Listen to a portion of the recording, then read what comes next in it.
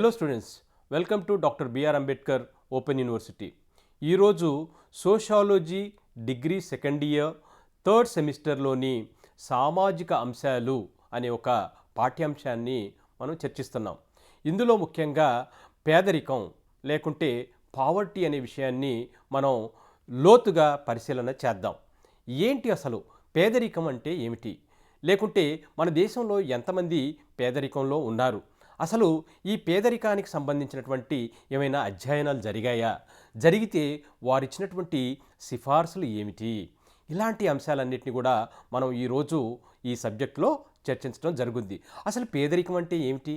ముఖ్యంగా ఒక వ్యక్తికి తినడానికి తిండి, కట్టుకోవడానికి బట్ట, ఉండడానికి నివాసం లేనట్లయితే వారిని పేదవారిగా నిర్వచించడం జరిగింది. అంటే ఏమిటి? ఒక వ్యక్తి తినడానికి తిండి, కట్టుకోవడానికి బట్ట, లేకుంటే ఉండడానికి నివాసాన్ని ఏర్పరచుకోవడానికి ఆర్థిక స్తోమత లేనట్లయితే అతన్ని మనం పేదరికంలో ఉన్నట్టు గుర్తించడం జరుగుతుంది. స్వాతంత్ర్య అనంతరం అనేక కమిటీలు వేయటం జరిగింది ఈ పేదరికాన్ని అధ్యయనం చేయడానికి. ముఖ్యంగా వైకే అలగ్ కమిటీ అని, లేకుంటే లకడావాలా కమిటీ అని, లేకుంటే సురేష్ టెండూల్కర్ కమిటీ అని, అదేవిధంగా సి రంగరాజన్ కమిటీ అని వేయటం జరిగింది భారత ప్రభుత్వం. ఈ కమిటీలలో వారు తేల్చింది ఏమిటంటే అసలు పేదరికం అంటే ఏమిటి, భారతదేశంలో ఎంతమంది ఈ పేదరికంలో ఉన్నారు అనే విషయాన్ని వాళ్ళు తేల్చడం జరిగింది. ముఖ్యంగా వైకే అలగ్ కమిటీ ఏం చెప్పిందంటే గ్రామీణ ప్రాంతాల్లో 2400 క్యాలరీలు కంటే తక్కువ, లేకుంటే పట్టణ ప్రాంతాల్లో 2100 క్యాలరీల కంటే తక్కువ ఎవరైతే ఆహారాన్ని తీసుకుంటున్నారో లేకుంటే కన్జంప్షన్ చేస్తున్నారో వారందరూ కూడా పేదలు, లేకుంటే పేదరికంలో జీవిస్తున్నారు అనే అంశాన్ని నిర్ధారించడం జరిగింది. అదేవిధంగా ఇటీవల కాలంలో 2014లో వచ్చినటువంటి మనకి సి రంగరాజన్ కమిటీ ఏం తేల్చిందంటే కేవలం క్యాలరీలతోటే కాదు, వారి యొక్క జీవన ప్రమాణాలు అంటే ముఖ్యంగా ఆరోగ్యం కావచ్చు, విద్య కావచ్చు, లేకపోతే వారు ఉంటున్నటువంటి నివాసం ఉంటున్నటువంటి ఇల్లు కావచ్చు, చేస్తున్నటువంటి పని కావచ్చు, ఇలాంటి అంశాలను కూడా పరిగణలోకి తీసుకున్నప్పుడే వారిని మనం పేదలు అనే అవకాశం, లేకుంటే పేదరికంలో ఉన్నారు అని తేల్చడం జరిగింది.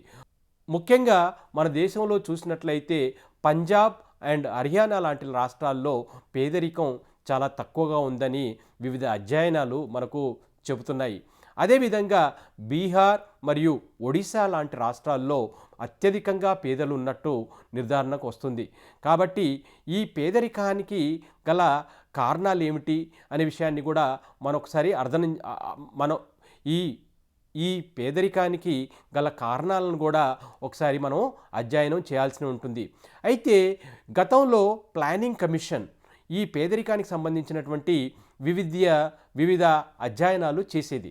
ఆ అధ్యయనాలు చేస్తున్నటువంటి క్రమంలో వాళ్ళు ఈ ఆహారం తీసుకునే కన్జంప్షన్ రేట్ అంటాం, దాన్ని ఏమిటి 2400 గ్రామీణ ప్రాంతంలో, పట్టణ ప్రాంతంలో అయితే 2100 క్యాలరీలని తీసుకొని అధ్యయనం చేశారు. కానీ ఇటీవల కాలంలో నీతి ఆయోగ్ ఒక కొత్త కొత్త ఇండికేటర్స్ తీసుకొని అధ్యయనం చేయటం మొదలుపెట్టింది. దాన్ని మనం ఏమంటామంటే మల్టీ డైమెన్షనల్ పావర్టీ ఇండెక్స్ అంటాం.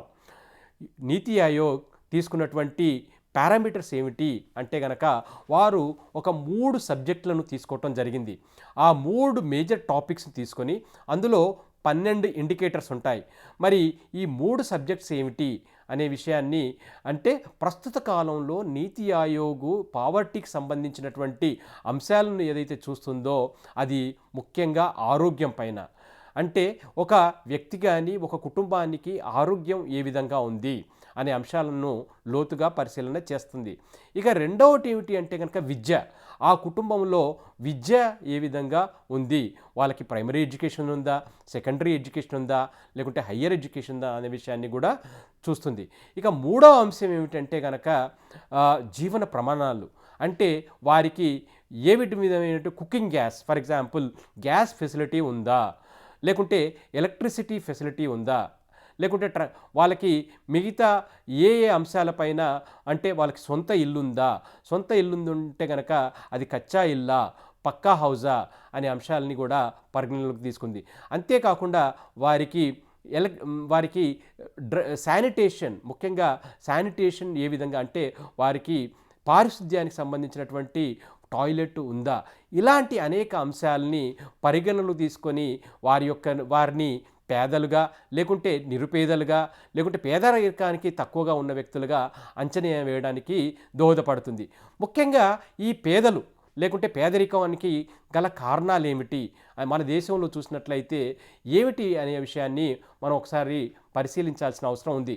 నిజంగా పేదరికంలో ఉండడానికి గల కారణం అత్యధిక జనాభా. అంటే జనాభా అనేది కూడా అంటే ఎక్కువ జనాభా ఉండటం వలన, వనరులు తక్కువ ఉండడం వలన వారు పేదలుగా ఉండే అవకాశం ఉంది. కాబట్టి అత్యధిక ఇప్పటికీ చూసినట్లయితే ఉత్తరప్రదేశ్, బీహార్, రాజస్థాన్ లాంటి రాష్ట్రాల్లో పేదరికం అనేది ఎక్కువ. ఎందుకు అంటే కనుక అక్కడ జనాభా కూడా ఎక్కువ.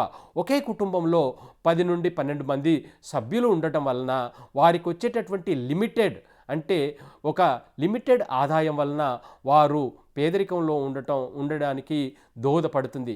ఇక రెండవ అంశం ఏమిటి అంటే కనుక వారికి నిరక్షరాస్యత కూడా పేదరికంలో, అంటే ఎటువంటి ఉద్యోగం చేయకుండా నిరక్షరాస్యులుగా ఉండటం వలన కూడా వారు పేదరికంలో ఉండే అవకాశం ఉంది.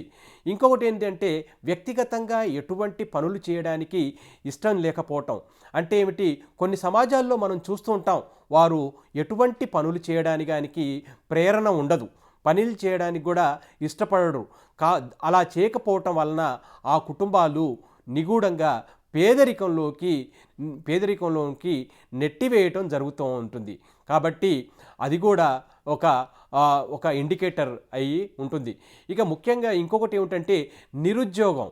అంటే ఉద్యోగం లేకపోతున్నట్లయితే చాలామంది చదువుకుంటారు, అక్షరాస్యత ఉంటుంది, కానీ నిరుద్యోగం వలన వారు కూడా పేదరికంలోకి నెట్టివేయబడతారు.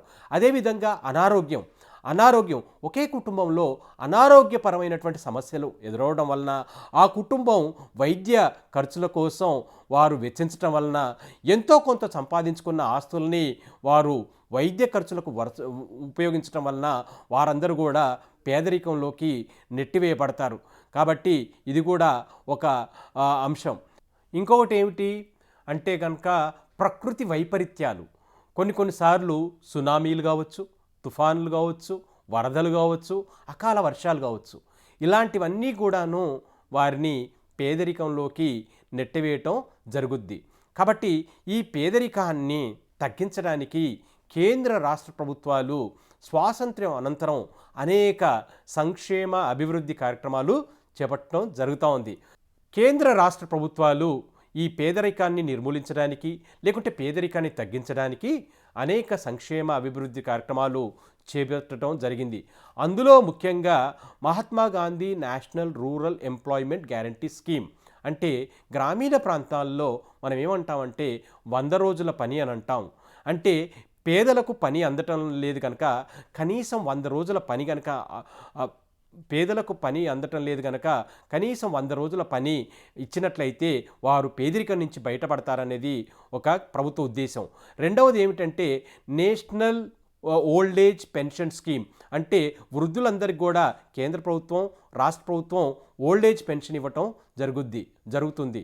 అదేవిధంగా మహిళలకు కూడా మెటర్నిటీ బెనిఫిట్, అంటే మహిళలకు అటు రాష్ట్ర ప్రభుత్వం, ఇటు కేంద్ర ప్రభుత్వం కూడా మెటర్నిటీ బెనిఫిట్స్ ఇవ్వటం జరుగుద్ది. అంతేకాకుండా అనేక వృత్తి నైపుణ్య కార్యక్రమాలను కూడా యువకులకు శిక్షణ ఇవ్వటం జరుగుతూ ఉంది. అంతేకాకుండా NRLM national rural livelihood machine అనే కార్యక్రమం ద్వారా ఎంతోమందికి వారికి ఆర్థికంగా తోడ్పడుతూ వాళ్ళకి జీవనోపాధి నైపుణ్యాల మీద శిక్షణ ఇవ్వటం జరుగుతుంది.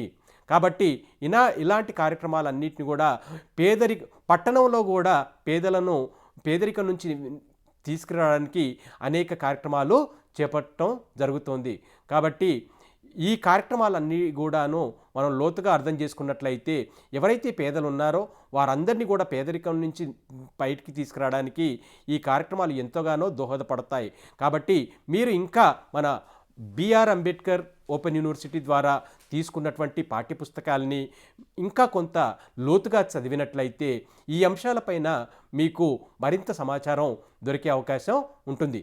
Thank you so much.